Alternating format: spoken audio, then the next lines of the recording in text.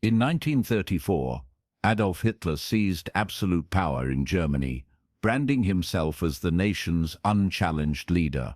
His face adorned public buildings, his name became a ritual greeting, and an entire society was reshaped to mirror his towering self-image. This extreme case of narcissism didn't just alter history, it revealed something profound about human psychology, a truth that extends far beyond the infamous dictators of the past.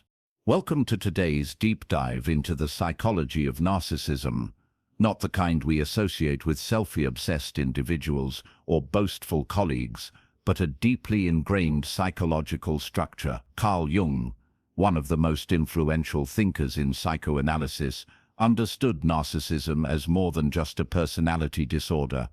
For Jung, it was an archetypal pattern rooted in the collective human psyche, a force that touches all of us in some form. When we label someone a narcissist, be it a boss who steals credit, a friend who dominates conversations, or a partner seemingly devoid of empathy, we're only seeing the tip of the iceberg. Beneath the surface lies a complex psychological mechanism, one Jung believed could offer profound insights into the human experience. By the end of this exploration, you'll gain a fresh perspective on narcissism through Jung's lens. We'll uncover his views on archetypes, the persona, and the all-important concept of the shadow. You'll see how unconscious forces shape narcissistic behavior, the hidden wounds that fuel it, and most importantly, how Jung believed we can move toward psychological wholeness as an alternative to these destructive patterns. The roots of narcissism. From myth to diagnosis. The term narcissism originates from the ancient Greek myth of Narcissus, a strikingly handsome young man who became so enchanted with his own reflection that he wasted away beside a pool of water, eventually transforming into a flower. This tale provides a poetic but insightful metaphor for narcissism, an obsession with an externalized, idealized self-image that ultimately leads to isolation and self-destruction. Modern psychology defines narcissistic personality disorder, NPD, as a pervasive pattern of grandiosity, an insatiable need for admiration, and a stark lack of empathy. Clinically, it presents as an inflated sense of self-importance, fantasies of power and success, entitlement, and exploitative behaviors. But while this definition is useful for diagnosis, it barely scratches the surface of what narcissism truly represents. Jung's perspective expands on this understanding, placing narcissism on a spectrum. We all possess a degree of healthy narcissism, the ability to value ourselves and take pride in our achievements.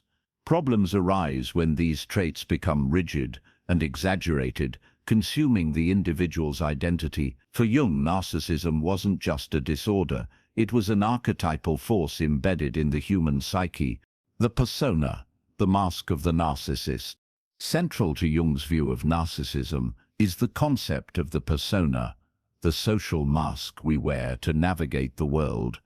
Derived from the Latin word for theatrical masks, the persona represents the identity we present to others. A well-adjusted individual understands that the persona is just one part of the self. A narcissist, however, becomes entirely consumed by their persona, mistaking it for their true identity. As Jung observed, the man with the persona is blind to the existence of character far removed from his own, because the persona is a point of reference that seems to him absolute. This over-identification with the persona creates an inner void. Lacking a true sense of self, the narcissist continuously seeks validation, achievement, and admiration to sustain the illusion of superiority. The deeper structure, the shadow and the narcissistic wound. Jung's exploration of narcissism takes us beyond external behaviors and into the unconscious forces driving them. At the heart of the narcissist psyche lies the shadow, the repressed, unacknowledged parts of the self. The shadow contains everything we deny about ourselves: vulnerability, shame, imperfection, and dependency. A psychologically healthy person gradually integrates their shadow, but a narcissist cannot afford to acknowledge these traits. Instead, they project them onto others, accusing people around them of the very flaws they refuse to see in themselves. This repression has a cost. As Jung wrote, everyone carries a shadow, and the less it is embodied in the individual's conscious life, the blacker and denser it is. The greater the narcissist's grandiosity, the more intense their hidden self-loathing. This explains the infamous narcissistic rage, an explosive response when their carefully constructed self-image is threatened. Criticism or failure shatters their fragile persona, unleashing the raw, unprocessed emotions buried in their shadow. The root of this psychological structure often lies in early developmental trauma, what modern psychologists call the narcissistic wound. If a child is denied authentic emotional mirroring, whether through neglect, abuse, or being used to fulfill parental expectations, they develop a false self. This defensive persona is crafted to earn approval, masking the genuine self that was once deemed unacceptable. The more severe the early wound, the more elaborate and inflexible this false self becomes. Archetypal narcissism, the eternal child, the inflated self, and the trickster. Jung believed that narcissism was fueled by powerful archetypes, recurring patterns in the collective unconscious that shape our behaviors and identities. Several key archetypes are particularly relevant. The Pure Eternus, eternal child. This archetype represents endless potential, youthful entitlement, and resistance to responsibility. Narcissists often exhibit an unrealistic sense of specialness, believing they are destined for greatness, without putting in the necessary effort. The inflated self, the self, in Jung's model, is the archetype of psychological wholeness. In healthy development, the ego understands that it is part of a greater whole. In narcissism, however, the ego identifies with the self, leading to delusions of grandeur. The narcissist unconsciously sees themselves as godlike, deserving of worship and exception from ordinary human constraints.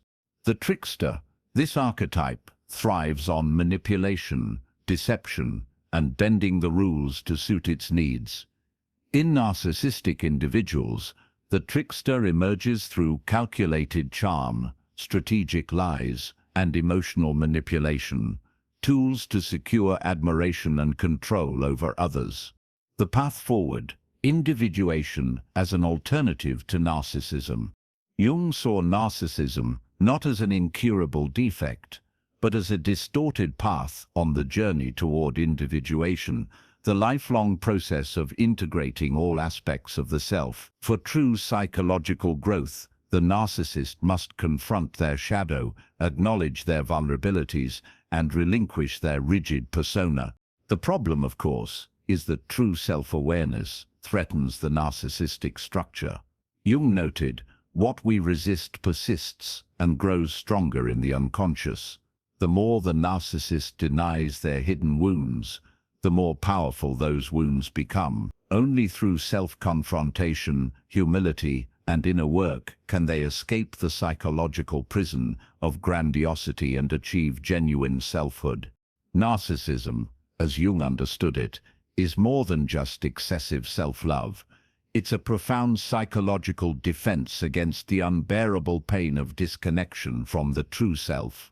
Beneath the grandiose persona lies a fragile ego, desperately avoiding the depths of the shadow. Understanding narcissism through Jung's lens offers us a deeper appreciation of its complexity, not merely as a disorder to diagnose, but as a universal human struggle. And perhaps, in recognizing these patterns in others, we might also begin to recognize them in ourselves. After all, the journey toward wholeness begins with seeing what lies beneath our own mask. Narcissism is more than a collection of manipulative behaviors. It is a deeply ingrained psychological structure shaped by archetypal forces. Gaslighting, triangulation, and emotional manipulation are not random tactics, but integral components of a larger system designed to protect the fragile narcissistic psyche. These behaviors interact to form the recognizable patterns of narcissism, where entitlement fuels emotional tone, grandiosity emerges from self-identification, and deception serves as the primary defense mechanism. What makes narcissism so universally recognizable is not just learned behavior, but an expression of deep, collective psychological patterns. Carl Jung was one of the first to map these patterns, providing insight into why narcissistic traits appear across different individuals and cultures. His concept of individuation, the process of psychological integration and self-realization, stands in direct contrast to narcissism, which blocks authentic growth. Individuation involves bringing unconscious material into awareness, confronting one's shadow, and developing a balanced relationship between ego and self. Jung described it as the journey toward wholeness, where a person embraces both their strengths and limitations. In contrast, narcissism depends on rigid denial, shadow projection, and an inflated persona, preventing the individual from engaging in this transformative process. Instead of evolving, the narcissist remains stuck in psychological repetition, reliving the same conflicts, sabotaging relationships, and avoiding self-confrontation. Beneath their carefully crafted facade lies a deep fear that facing their true self will unearth unbearable shame and inadequacy. This is why narcissism is not just a personality flaw, but a profound developmental arrest. Jung observed that life has two halves, the first focused on constructing a stable ego, and the second on relinquishing egoic attachments to achieve deeper self-awareness. The narcissist, however, is unable to take this second step. Their entire psychological structure is built to maintain the illusion of control, avoiding the necessary confrontation with their inner wounds. The tragedy of narcissism is that, while it may grant superficial success, it ultimately leads to rigidity, isolation, and stagnation. True fulfillment comes not from grandiosity, but from authenticity, creativity, and meaningful connection. Fortunately, Jungian psychology offers pathways toward healing. Though clinical treatment of narcissistic personality disorder remains complex, individuals can work toward dismantling narcissistic patterns through conscious engagement with their unconscious selves. One of the most crucial steps in this process is shadow integration. Jung famously stated, "One does not become enlightened by imagining figures of light, but by making the darkness conscious." For those trapped in narcissistic patterns, this means embracing their vulnerability, dependency, and limitations, the very aspects they have suppressed. This is not an intellectual exercise, but an emotional reckoning.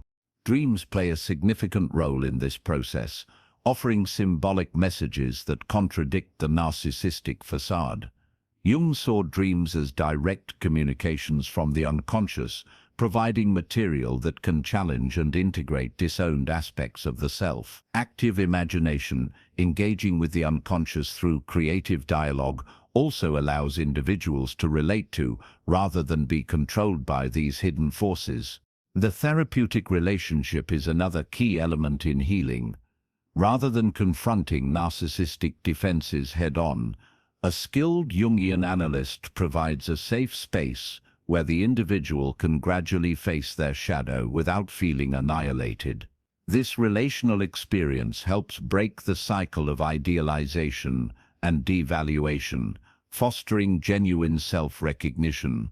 Symbolism plays an essential role in shifting psychological energy away from destructive narcissistic behaviors.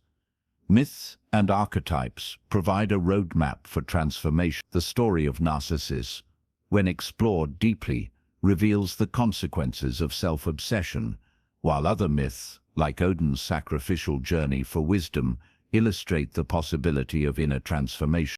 Jung's work reminds us That healing is not about eradicating narcissistic traits, but transcending them through greater self-awareness.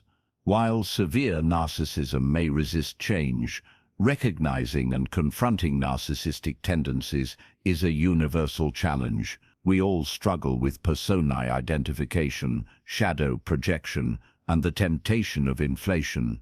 It's the degree, not the presence, of these tendencies that defines our psychological state. Modern culture, with its obsession with image, status, and external validation, often reinforces narcissistic values.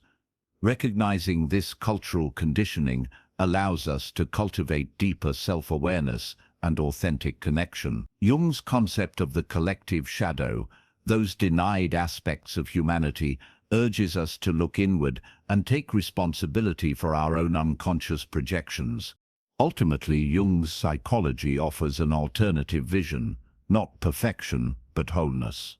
Individuation means embracing our contradictions, integrating our shadow, and relating authentically to ourselves and others. The privilege of a lifetime is to become who you truly are, Jung wrote. Narcissism seeks to become who we think we must be to gain approval, while individuation guides us toward discovering our true selves. In a world that often rewards narcissistic behaviors, Jung's insights offer a deeper path, one that leads not to inflated self-importance, but to genuine fulfillment. Understanding narcissism through this lens helps us not only recognize its patterns in others, but also work through our own unconscious defenses. The journey toward authenticity, though challenging, is ultimately the path to true psychological freedom and connection. Thank you for taking the time to explore these insights into Jungian psychology and narcissism. If you found this discussion valuable, please like, comment, and subscribe to continue the journey into depth psychology and personal transformation. Your engagement helps bring these meaningful conversations to a wider audience, and I look forward to hearing your thoughts.